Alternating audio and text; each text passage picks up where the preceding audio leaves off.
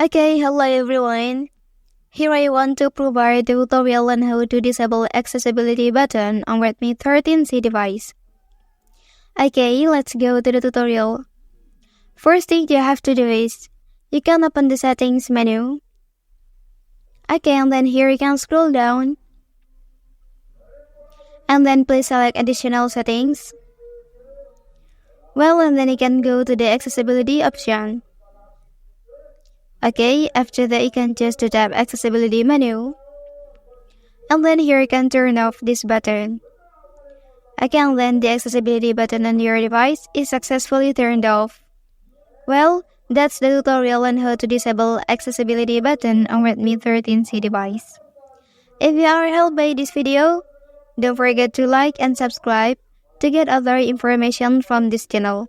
Thank you.